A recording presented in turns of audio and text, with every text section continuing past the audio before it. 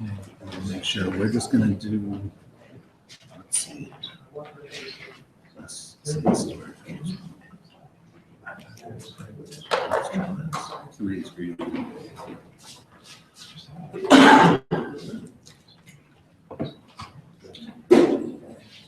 I'll see if that's what it shows. I'll try. Okay. Just out of curiosity, how many are here for the first time? Excellent. User groups like this all over the country are very, very beneficial. Not only is it good for, to learn new techniques and new concepts, it's good to network. And next thing you know, you're going to be sitting up in front of the group doing a presentation yourself. So that's how I got stuck in doing these. So let me tell you, make sure that everyone's here for the Battle Scars presentation on porting a SQL Server application to Netezza. How many people have heard of Netezza? Okay. How many people know what it is? Okay. How many people have worked on it? Okay. You can vote. You can vote. Now, you probably have some chuckles at what I'm going to talk about. But my name is Aaron Cutshall, and I am actually from Indiana. And so a little bit about myself. I'm a senior data architect from Encore. It's now a company with Quintiles, used to be Encore Health Resources. So I work with health data and lots of health data, and with companies that have 40, 50 hospitals and all that clinical data. I am a sponsorship director for my own local chapter called Pass. Kind of makes sense, Indianapolis Pass. We couldn't resist that.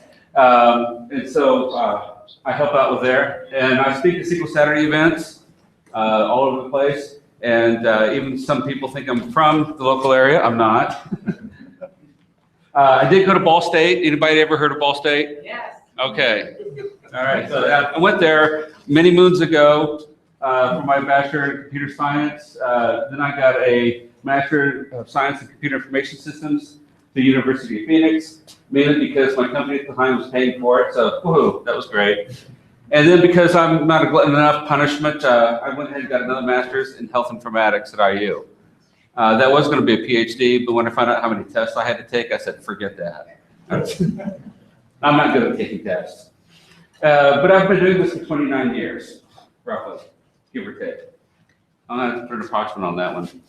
Something to consider. I always like to start a presentation with something to consider. I think the scars are like battle wounds, beautiful in a way. They show you what you've been through and how strong you are for coming out of it. And so I think that part right there is the biggest part to remember, how strong you are for coming out of it. So let me talk about the project that I have. It's called Core Analytics, and it's called Core because of Encore, and Analytics because it's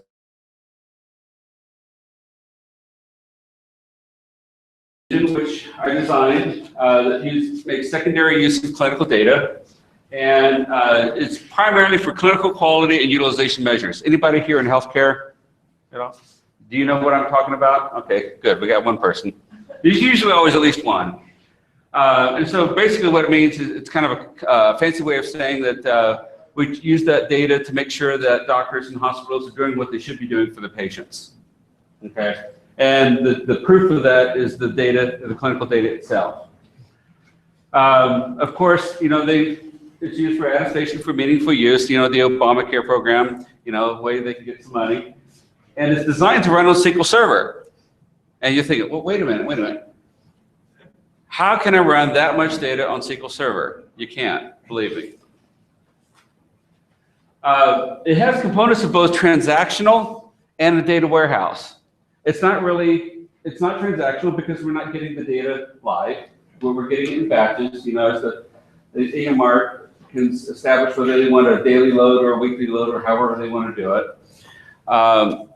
And it's stored in a relational data warehouse. So it's not quite the star schema or snowflake schema. So it's kind of a hybrid. So the measures are calculated on all available data. So some of the measures actually look in a patient's entire history. for data.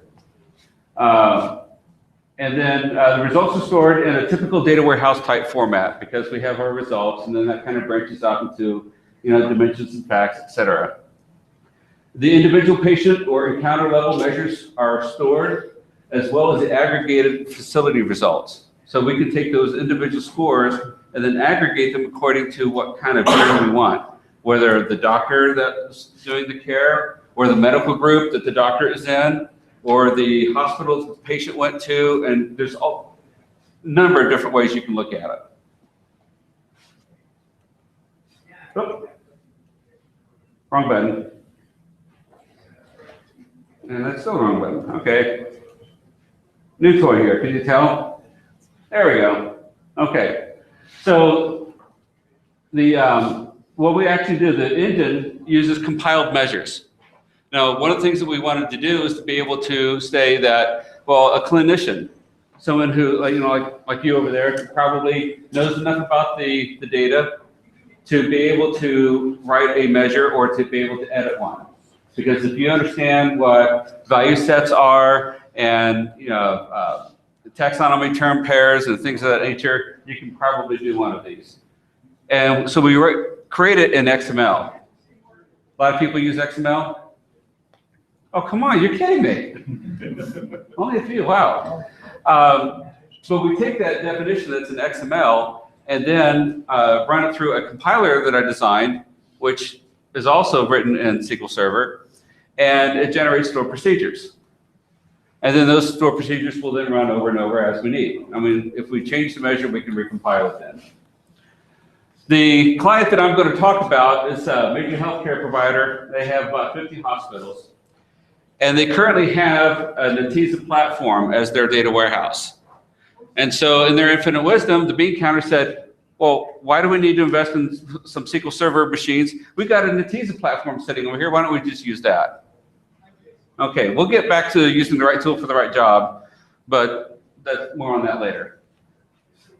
So we had to make some changes to our implementation plans because they wanted to capitalize on their data warehouse investment. It caused some challenges for us, including the volume of data. Now, one of the things that we had to deal with is that you do things differently depending on your platform. So we had to make some modifications to our store procedures, and there are some minor differences between that and SQL Server, and it's usually the minor ones that really get you. The major ones are easy to see, and you can deal with those, but it's the minor ones that are really a pain. And on top of that, hardly anybody in the organization knew anything about Netezza. Except for the company that implemented it the first time and lost the bid for the contract, and by the way, is their systems management company. So yeah, no pressure there. So we're going to talk about big data and what options there are. Now, this might be review for some of you. It'll be new for some others, so please bear with me. So we're going to talk about the main options for processing data. Symmetric multi-processor systems, and then massive parallel processor systems and non-relational data stores, also known as NoSQL. And of course, Clippy still came back, wouldn't you know it? So the core Linux migration, we're going to talk about that, the project challenges we had, and the lessons learned from it. And also, we're going to recap talking about migrating from SQL Server to Netezza, what you gain, what you lose, and the common stumbling blocks, the good, the bad, and the ugly. Now, even though this is specifically about Netezza because that's what the project had, I think you will find that the lessons learned in that applies to multiple scenarios, multiple situations. Okay, can anybody tell me what ACID is? Consistent, isolated hero. Wow. Did you read my slide? Okay, atomic or atomicity or however that's pronounced. I can never get that right. So it's a transaction where you commit rollback must be complete. It's an all or nothing. It's got to be, each part of it has to be whole. And there's significant overhead on shared nothing systems. And we'll talk about, but the Netezza is a shared nothing system where, I'll get to that later. I don't want to get ahead of myself. Consistency. Data must be written and be valid according to all the rules for the platform. It includes constraints, cascades, and foreign keys. Isolation. No transaction should be influenced by another one. You don't want Joe messing up with Bob's work, right? And it should be the same as if the transactions were serial. So in other words, if they're running parallel or running serial, it shouldn't matter. Durability. Once the transaction is committed, it's committed. Hence the term committed. And transactions can be recovered if necessary. So if power goes out in the middle of your transaction, it's got to be able to handle it. Okay, symmetric multiprocessor systems.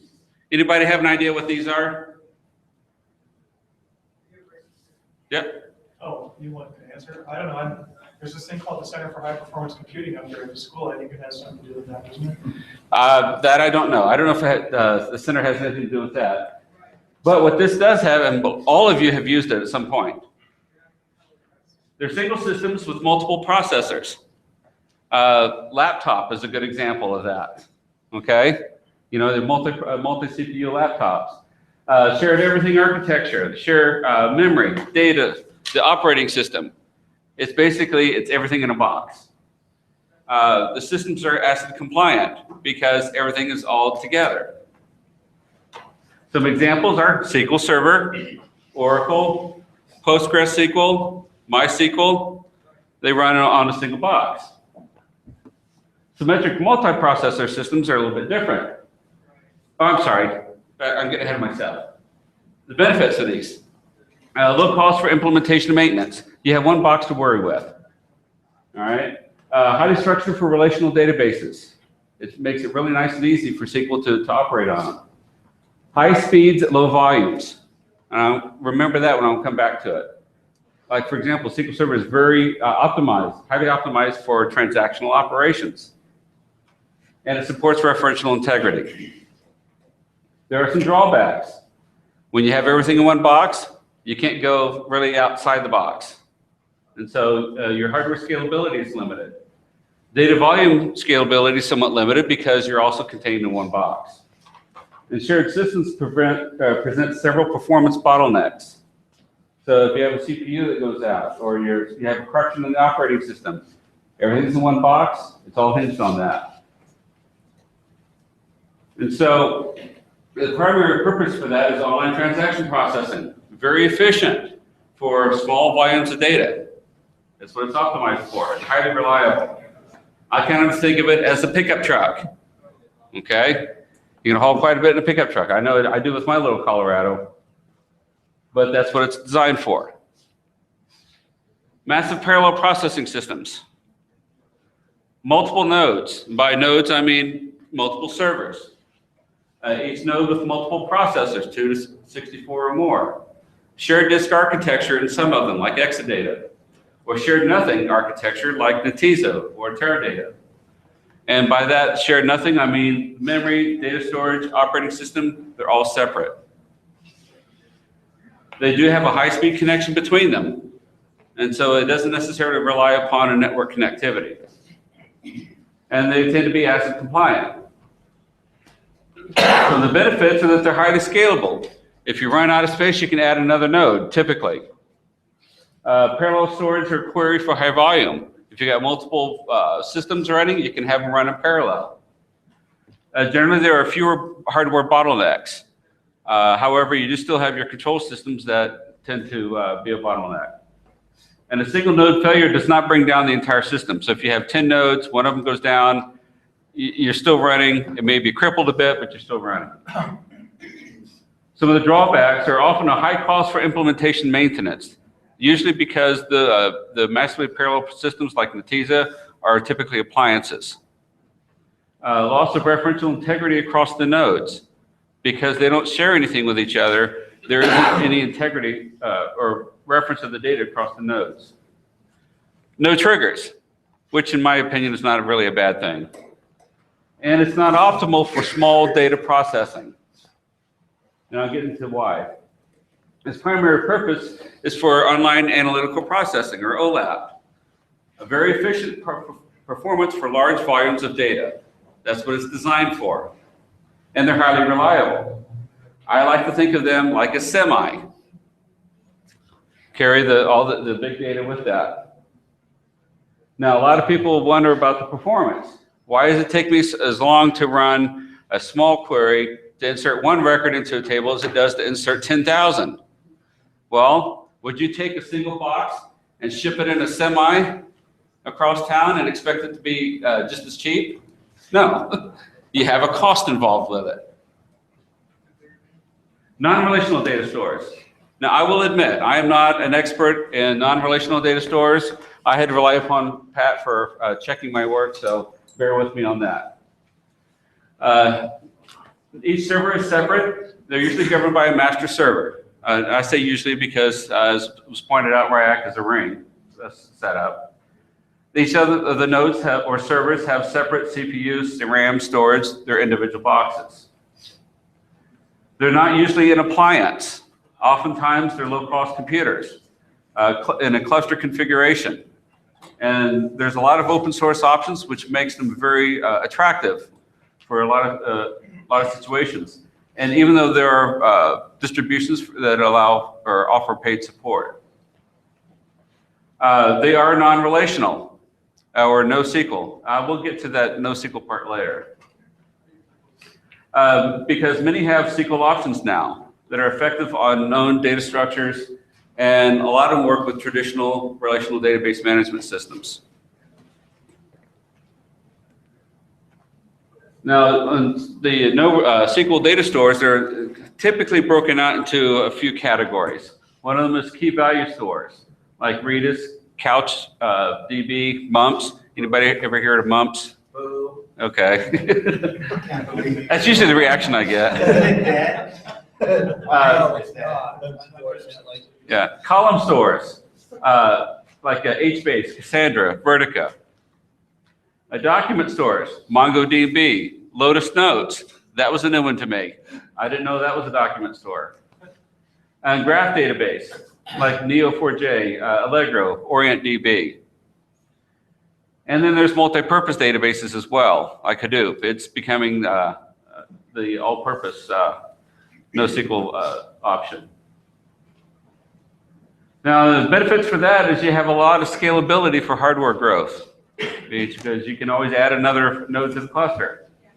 Parallel storage and query for optimal performance. Also, a single unit does not bring down, or a single unit failure does not bring down the entire system. Sounds a lot like the massively parallel processing there at that point, doesn't it? Conceptually, it is rather like it. And it does not require highly structured organization in the data. Some of the drawbacks are that there are no referential integrity, so it's not optimal for online transaction processing. Again, it's not what it's designed for. Data is not usually organized for easy OLAP data warehouse queries, although that is changing as well. Not a transaction-oriented, it is not transaction-oriented like the symmetric multi-processing or massively parallel processing systems are. And they're not usually ASIC compliant. But that's not usually the issue that's needed for that. And Hadoop with Hive, I got to point that out, can be configured like a massively parallel processing system. Again, that's becoming a jack of all trades. Primary purpose is to handle both small and large loads. Very efficient performance for mixed volumes of data. That's the nice thing about it, is that you can have the system grow as the data needs grow. You can store it first and organize later. That one has been one of the biggest key points to NoSQL environments, because you can just load the data and then figure out what the organization is later. I kind of think of it like a UPS truck, kind of hauling many different packages, et cetera. So it's rather multi-purpose. One of the things I like to point out is I found out it was heavily used by NASA. Because they were able to load the data fast and then search through it later. I mean, when they're getting the data from the Mars rovers and all that, they can't say, hold on, wait a minute, I got to figure out what kind of data structure this is before you send it to me. They don't have time for that. They got to bring that in, load it fast, get it as soon as they can, because The communication windows are very small and not very often. And then they can go through that later and search through it. I like that. So let me give you a little review here at midpoint. So in traditional configurations, the SMP alone, usually for OLAP, or I'm sorry, OLTP with some OLAP.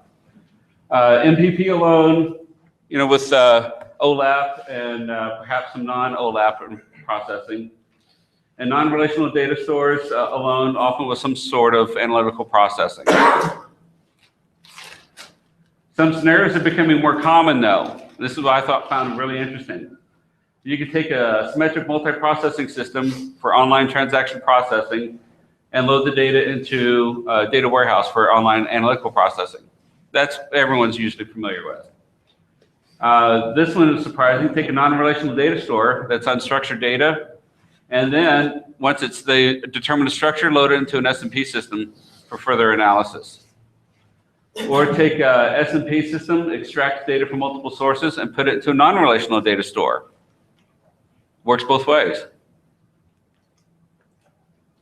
Generally, the SMP has high speed, low volume transaction. The MPP has high volume transaction. And the non-relational data store is for unstructured data, either low or high volume. Any questions on that so far? One thing I would like to point out is that some systems include MPP type capabilities.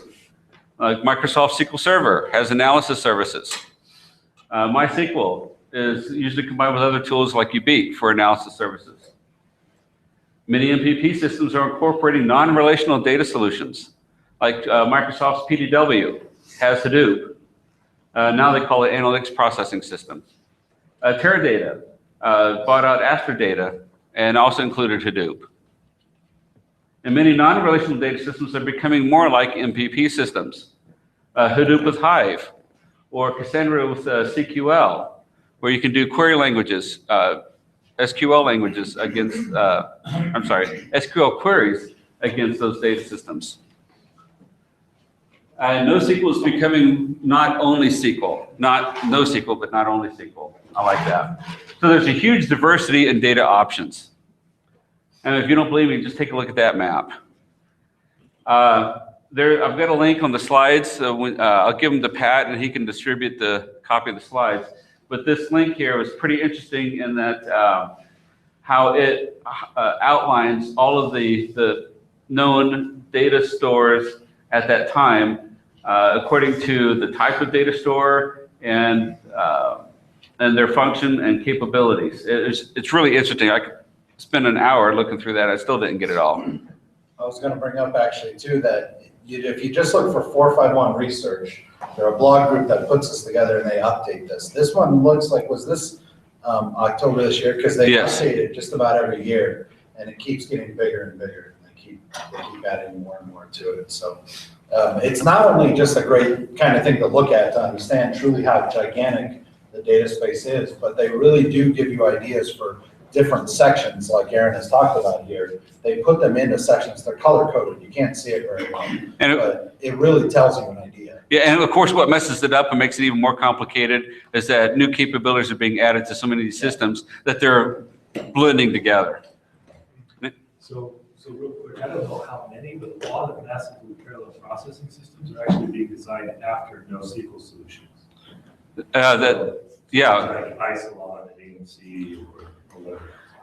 That's a good point. I found that a lot of massively parallel processing systems were designed after something else, and usually either after a symmetric multiprocessing where they realized they need to make it bigger. For example, Netezza is designed after Postgres. And also the non-relational data stores, the NoSQL environments, they're spawning a lot of projects now with that. So good point. It just goes to emphasize that many of the division lines are becoming blurred. There's no clear distinction anymore between a lot of these systems. And there's no well-defined selection parameters.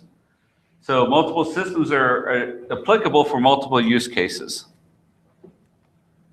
Changes are happening. And the only constant thing is change, right? And I like the Alan Kay. Anybody know who Alan Kay is? He was involved in some of the early computer science stuff in the 70s.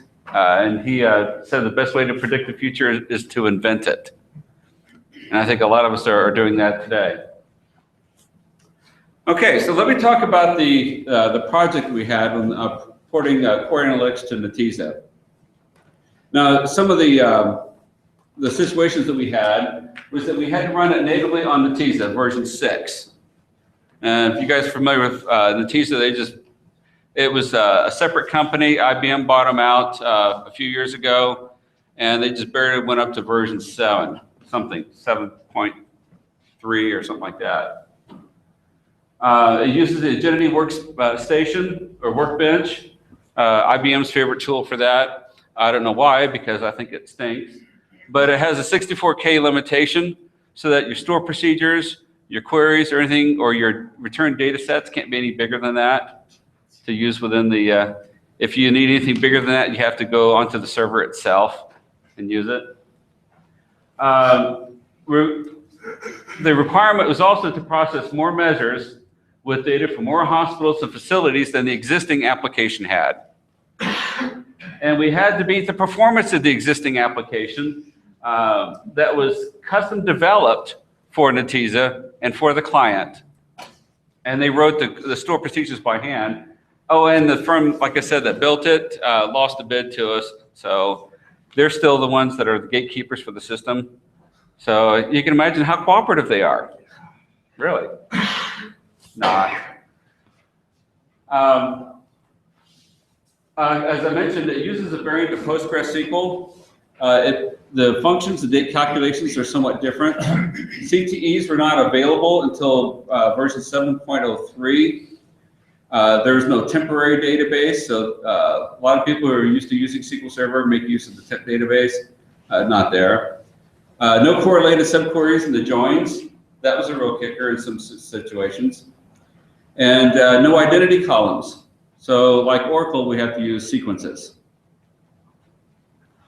And the data is sharded with horizontal partitioning over multiple nodes. Again, it is an MPP system. But it's all optimized for ultra-fast inserts and selects.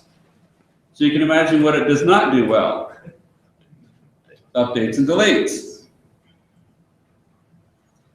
So, some of the lessons learned. No indexes. That was really interesting. According to the documentation, Netezza says it knows where not to look for data. Okay. I think the analogy that was given was that you go into a major hardware store like Home Depot and say, yeah, I need to get screws that are just like this. Well, they're not going to send you over to the plumbing department or send you over to the paint department or anything like that because they know it's not there. They can say, well, it's over in the hardware section. And that's about as close as you're going to get. Then you might have to look up and down the aisles for a little bit. Or someone might be able to tell you, oh, it's in aisle 53. Good luck. But that's about the way it works. It also depends on a data distribution key and organization of the data, which I'll talk a little bit about later.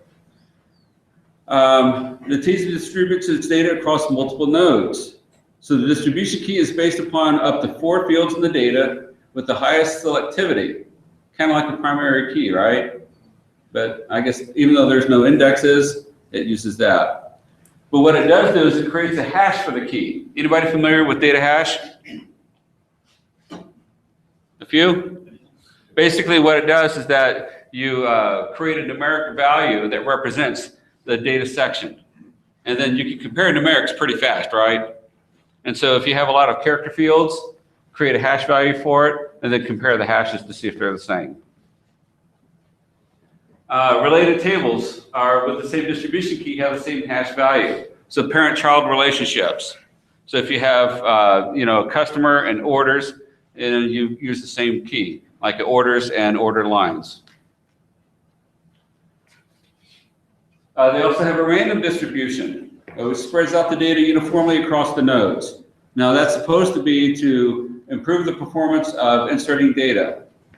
and also to improve retrieval by allowing more nodes to process the data.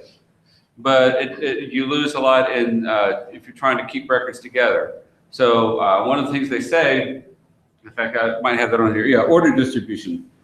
If you have data that requires a certain order, you want to use certain keys on those specific nodes. So you could say that I want orders that begin with 1,000 over here and orders that begin with 2,000 over here. And then you put the line data along with those orders on the same server so that the disks only have to go to one place. And data organization is an option to organize data according to a specific field. It's similar in concept to a clustered index that SQL Server has. And data is actually reorganized when you kick off a groom process. So it leaves data in a dirty state until you groom it. Selecting a distribution key, the more distinct the distribution key value is, the better. The system distributes rows with the same distribution key to the same data slice. So in addition to having data on a node, then you have slices of that data as well. And the slices actually go across the nodes. So it's kind of like a multiple way of looking at it. You have your data in the nodes, data slices across the nodes as well. Which is why it's really, really good for data warehouse environments. Hence, that's what it was designed for. The tables used together should use the same columns for their distribution key, again, parent-child relationships. And here's a kicker. If a particular key is used largely in equi-join clauses, which I thought that was kind of an interesting phrase. Equi-join clauses are basically like an inner join where you're looking for, where table A dot field equals table B dot field. That's an equi-join. And then that key is a good choice for the distribution key, so it can perform the join locally. So if you have the parent table and the child table join on that key, put them on the same node, and then that way it can do it all in that join in the same node. One thing you want to do is avoid data skew. And that's where you have an imbalance of data in your system, where one node or a few nodes are doing the bulk of the work and the others are sitting idle.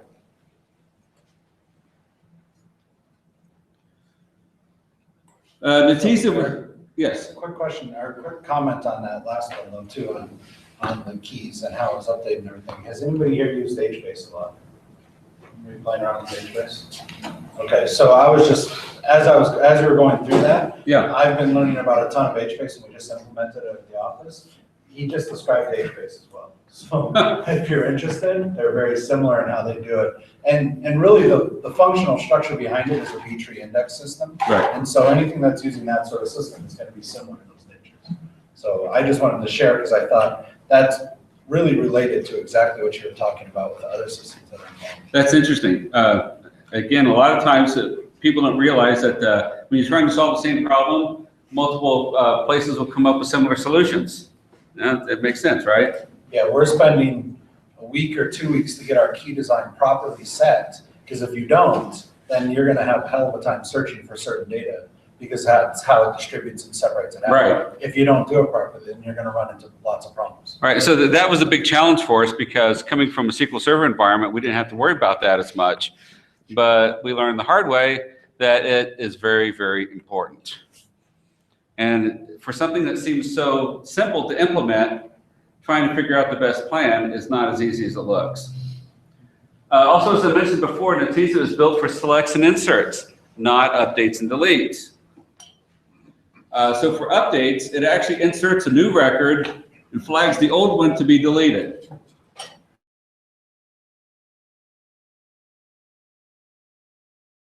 On our MPP system. And I'm going to put some data in there. I kind of like to use playing cards. It's a good analogy. So we've got the data organized according to suit, all right? And so we need to insert the Queen of Hearts. Well, we know what node it needs to go into because that's the data it's distributed for. Well, like with many Queens of Hearts, they were more interested in becoming the Queen of Diamonds. And so we need to put that in there. But it's a replacement for the Queen of Hearts. So we actually have to flag the old one for deletion, even though it's still in there. And then when we run a group process to reorganize the data, then it will actually remove that deleted record.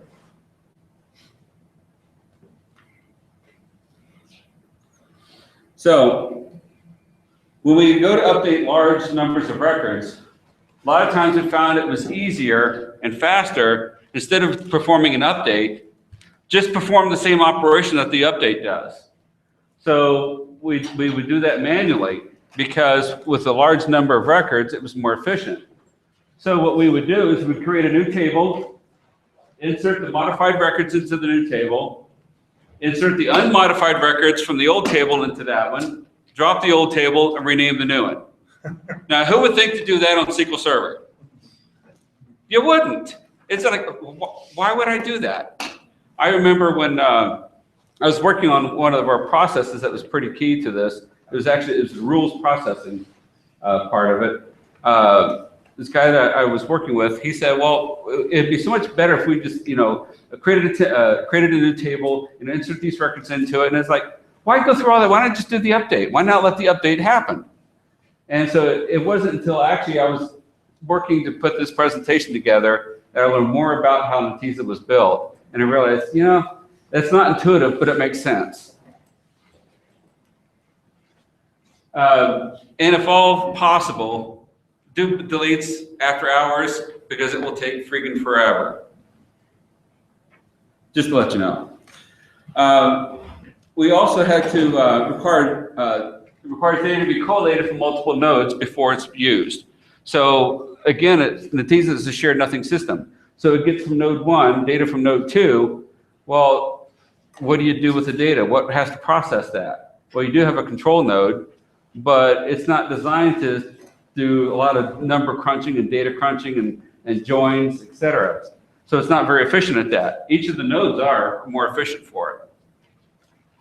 And so because it requires processing at the master node, MPP systems work closer to the data. And so each node, if it can do as much of the processing there as possible, the better. SMP systems, you don't worry about that, because it's a shared everything system. So it's actually faster to run part of a query and then copy the results to a table and then complete that query against that table than it is to do a complex query all within an MPP system. And there is a threshold that we had to figure out, and it always seemed to be a moving target as to how complex the queries could be before the system just hung up. Hey, Eric, Yes. How often do you really want to be doing deletes on the massively parallel processing system? You don't really. It's not designed for that, because it is built to be a data warehouse system. So deletes are something that are normally not done. So that's why it wasn't part of its architecture. However, in the application that we have, some deletes were necessary. For example, when data would come in, changes to that data, we would create a new record for that represented the changed record. The old one could have been referenced by some results. So we don't want to get rid of that one yet, so we do a logical deletion so that any new queries will use the new data. And then at some point, because that would just grow and grow and grow if you didn't do anything about it, at some point, then we go through and do a purge so that if they have got rid of their older results, they don't want it anymore, or they moved it off to their data warehouse, then we could go through and purge the system of records that were marked for deletion. And basically, it's our own groom process, is really what it is. So deletes are necessary, but it's not typical, you're right. So like I said, so sometimes multiple queries were actually faster than a single set-based query. Now, I've done set theory presentations before and getting people to think in terms of sets. And then I turn around and have to say, well, sometimes you can't do that. So, like everything else, it's a rule of thumb. How is it said on the Pirates of the Caribbean? It's more like a guideline than it is a rule. There were no correlated subqueries. This became a problem for us when we needed to have a left join. And we wanted to be able to have more than one value in that join. Now, in SQL Server, we used a correlated subquery. That was easy. We'd say, left join to table A, and then create a correlated subquery into that, and it was fine where we had multiple values. So in this case, we had 3 tables: an element, property, and a value set.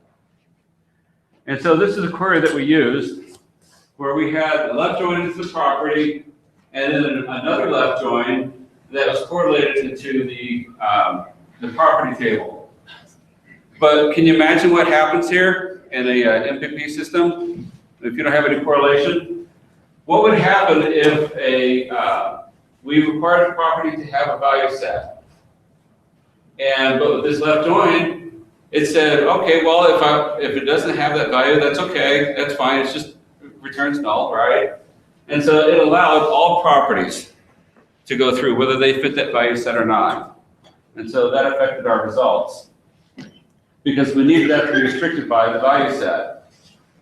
So those 2 left joins had to go away. Really what I wanted was to say left join on the property, but inner join the value set to the property. That would have been cool. So what we did is that we changed how we looked at the data. So instead of using 2 values, which is the taxonomy and the term as a pair, I created another table called tax term pair, which stored every unique combination of a taxonomy and term pair and created an ID for it. And then I just used that ID everywhere else. And then I could do a subselect with an end statement. And it allows us to keep our value set restriction as needed. And it eliminated 2 text-based fields in favor of 1 numeric value. So in a way, it was really beneficial because it made the system run faster. We also had to come up with an alternative to the join. Again, because on the nodes, they don't work too well in joining data across each node because there's no shared system. So what we did is that instead of, usually you use an inner join to identify the existence of something and a left join for the absence. That's what we were used to using. And so the join is usually using the set-based approaches. It's preferred for SQL Server or Oracle or SMP systems that have the shared memory and the storage to process them. It allows for set-based operations. But for Netezza, we had to make use of exists or not exist, in or not in operations. We found that it allowed the subquery to run in parallel with the main query. And even though it's counterintuitive for a set-based approach, and then we also found that the correlated subquery was okay in the where clause, which is kind of an accidental, but I don't know why it made such a distinction. I like, Aaron, I'll comment there. I like how you put alternative to join, because that's something I run into a lot in the different NoSQLs, the different MPPs and SMPs. There's a lot of people that actually don't like joins at all and complain that they're more slow than actually being effective by doing many different queries and bringing the data together. So I wonder if anybody else has had that experience or seen anything like that. I have a friend, a gentleman that actually worked with me that hated joins entirely. Tried to write them out of the system so that it was never done. So it's just an interesting perspective, but I hear that a lot, that some people will say, the system is better to do something like a MapReduce or some other multiple parallel processing without joins. I guess it depends on the system as to how effective joins are. On SQL Server, it runs great. But when I was using or looking at the queries that were used on Netezza, instead of a join, I saw one query that had a select, where it said, where value in subselect, value in subselect. Whereas I would have written it as one query with inner joins, with 2 inner joins. And I thought, oh, this is kind of sloppy programming, that's not set-based. But I found out it's because on Netezza, it works faster. So again, a lot of times what you do is counterintuitive to what you would do in SQL Server.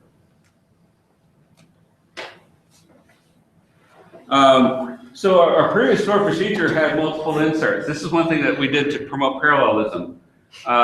Because the compiler for the measures, it doesn't know anything about the, it can optimize to a certain degree, but any compiler is not going to be as efficient as handwritten code. Even if like assembler is a good example. All your C# compilers and C++ and all that can't generate optimal assembler as you could in assembler itself. So we had to make some concessions, but there's some optimizations that we look for as well. So instead of doing multiple inserts like this, we actually found it was better. That's right. Each insert was necessary because it would come, they had different criteria, or the data came from different tables, but they were all inserted into the same target table. Not only were they done serially, because when you process a store procedure, it does one after the other in series. We grouped them into the same table with the union all. Can somebody tell me what the difference is between union and union all? The what? Yep, the union does the deduplication, and union all doesn't. So a lot of people, they just are so used to doing union, they don't realize they're doing an extra operation in there, whether they need it or not. And so we did this as a single insert. And the nice thing about it is that it allowed each of these individual queries to be run in parallel, because they didn't have any dependence upon each other. And then once all of them were completed, they performed the insert into the table, then we go on to the next step. And so we improve performance that way. I said, it encourages them to be executed in parallel, and then collected for the final insert. And I found out it worked great on SQL Server too. And so depending upon the sizing of your server, how many CPUs you had, how much memory you had, it could determine then the degrees of parallelism that was allowable, and parallelize this as much as possible. And data normalization. This is interesting. Data normalization is key for SQL Server. Normalize it, to third normal form, and make good use of it. It reduces the data usage and shared data systems. So like SQL Server, it's got all its data together. You want to reduce the amount of data storage as possible because you will run out. It also makes the joins easy. When you're joining from table A to table B, it's no big deal. Don't duplicate the data, just do the joins. However, while it's key for SQL Server, it's a joker for Netezza. Because of the multiple nodes, it makes joins difficult. And so it actually requires more data to be sent across the internode bus doing a join like that. And again, there's no shared memory for the correlation. So we found that denormalization actually helped performance. By replicating data across the nodes, it allowed multiple nodes to run in parallel. It reduced the need for joins across the nodes. So if I needed data for a particular join, I could put that same data on all these nodes, and then they would do the join locally.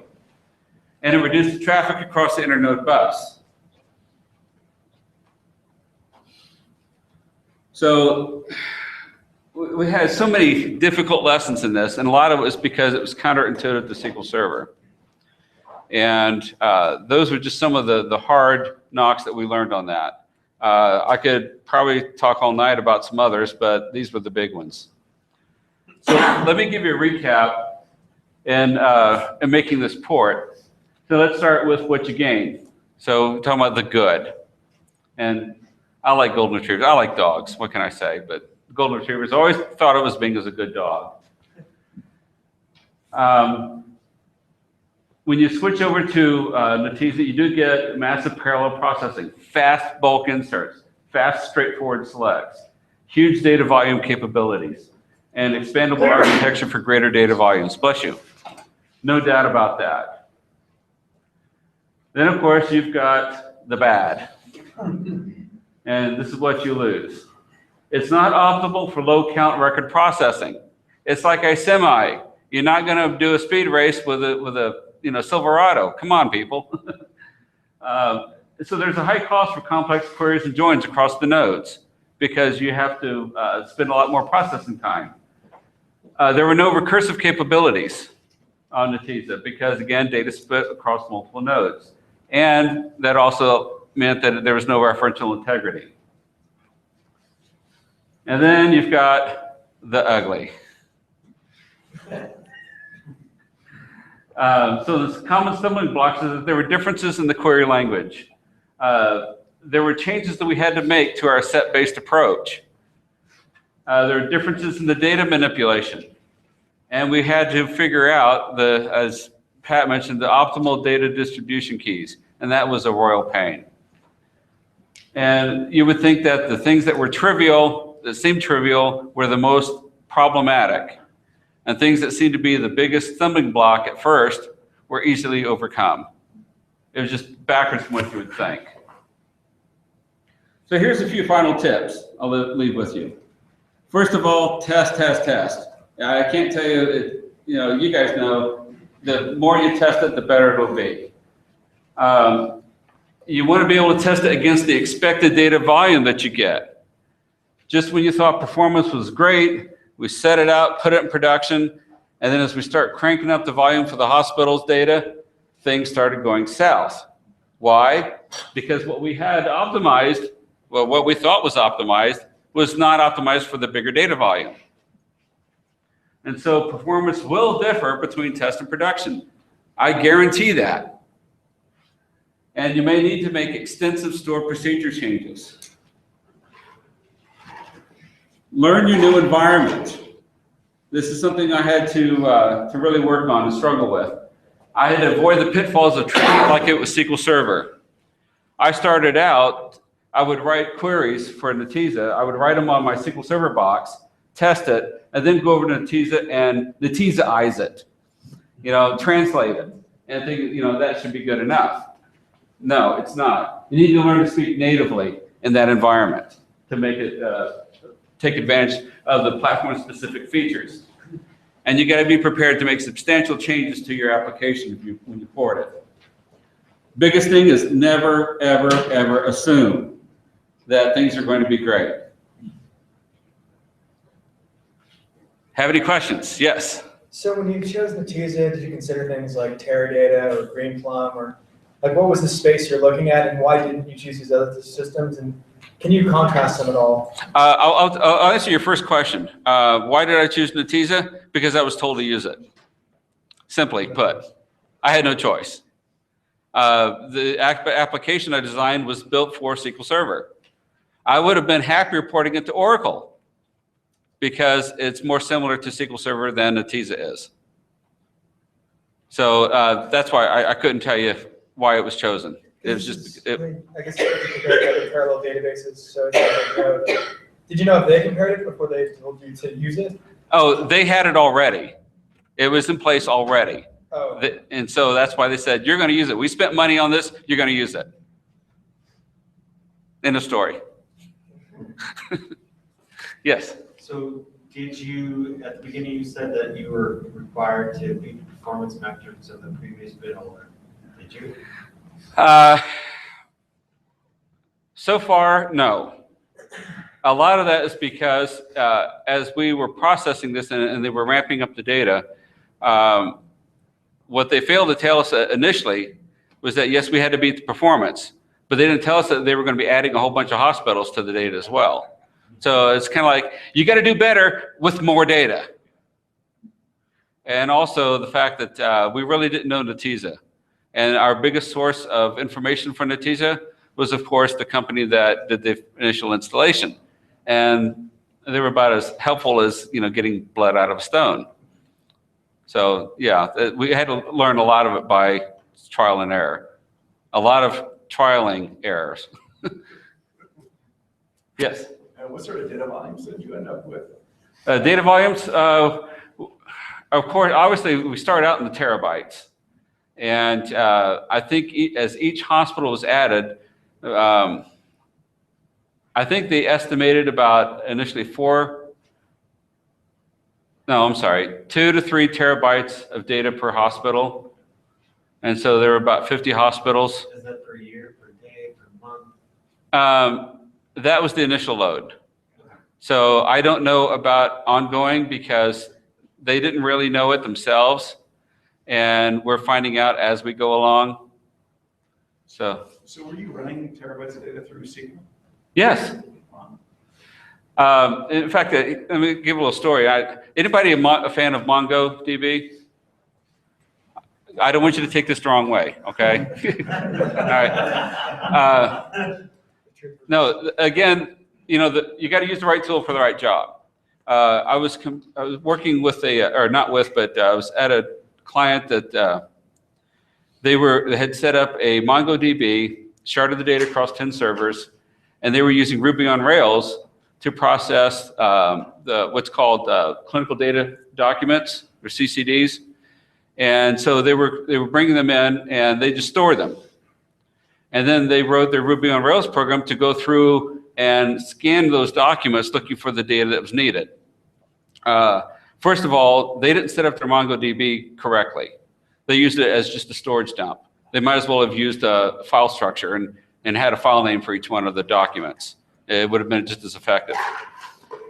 Second of all, they were actually looping through each of those documents looking for the data in their Ruby on Rails. So it was a lot of processing on it.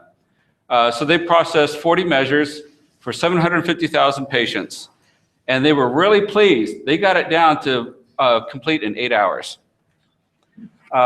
I had a SQL Server environment set up on my laptop for 2.5 million patients, 40 measures, and it took 45 minutes on my laptop to process. They didn't believe me. They couldn't believe that a SQL Server could do that at all. They thought I was telling them a lie. So it's possible. It depends on how you tune it, how you take advantage of the tool's capabilities. Would I turn around and do the same thing on a different environment? I could, if I made use of the tool's capabilities. Again, they didn't use Mongo correctly. And I have to admit, that gave me a bad taste in my mouth for MongoDB at first, until I learned that how they, how it was used. So use the tools platform, use it natively, and you'll go pretty far with it. Yes? On these systems you mentioned, probably around the size of 60, 70 terabytes, the DBA would like to back up on that basis.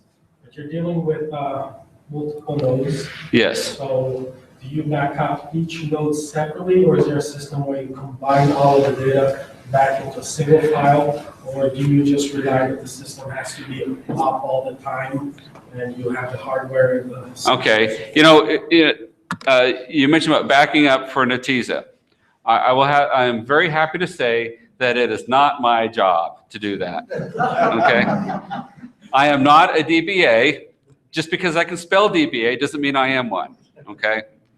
No, the company that set up the initial system, I found out later they actually are the IT department for the client hospital system, and so they do all of the database maintenance, backups, etc. How they do it, I haven't the foggiest. I really don't care.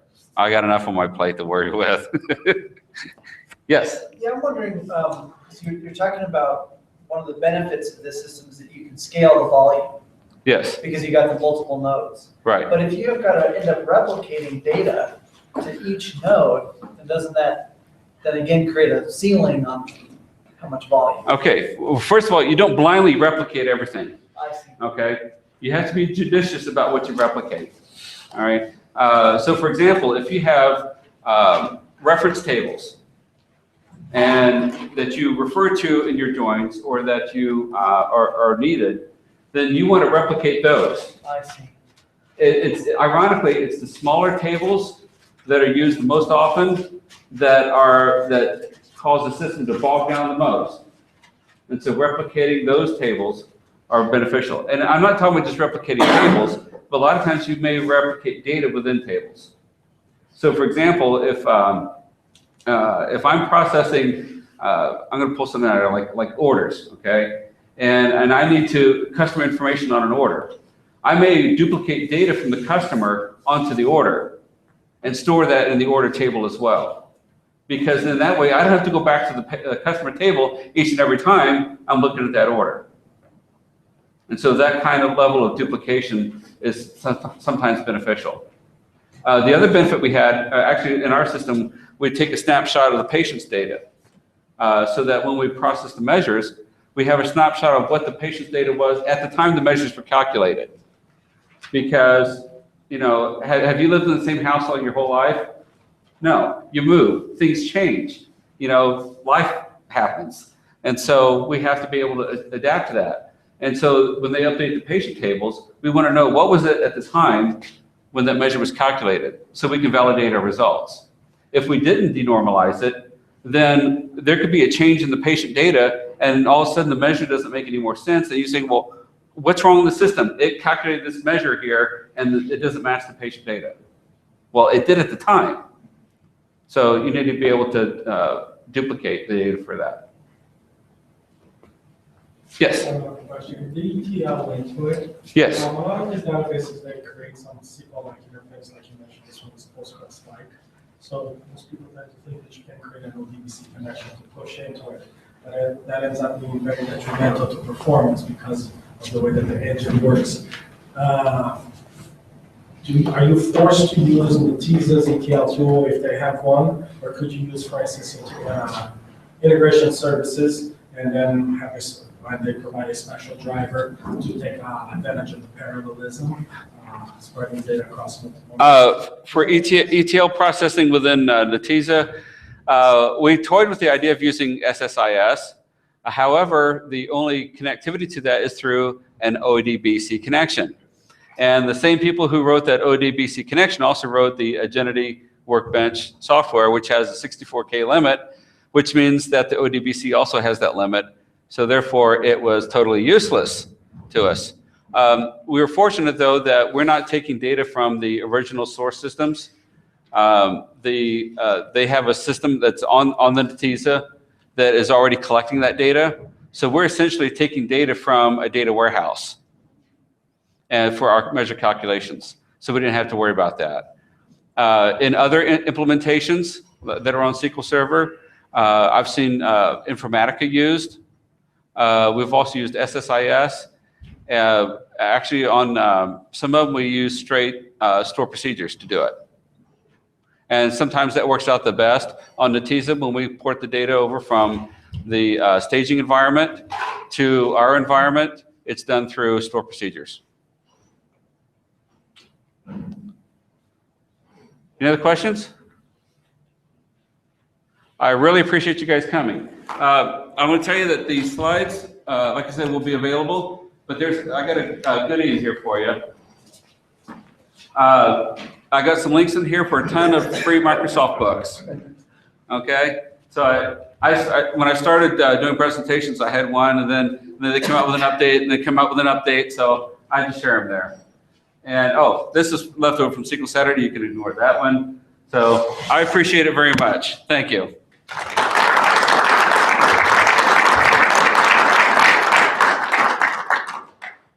We'll post a link to the slides. I'll get Aaron to share them out somewhere. We can probably use one of the SQL Saturday sites, honestly. And then they'll be posted on the meetup group, both the big data one and the SQL Server users one. And both those groups also have the link to the Google event that we recorded this all under. So you should be able to go and watch this whenever you want as well. And I checked, audio looks good. I think we're recording your presentation set, but that's okay. You still saw all the slides. So. All right. And then, so I'm going to stop this really quick. Well, where's the, there we go.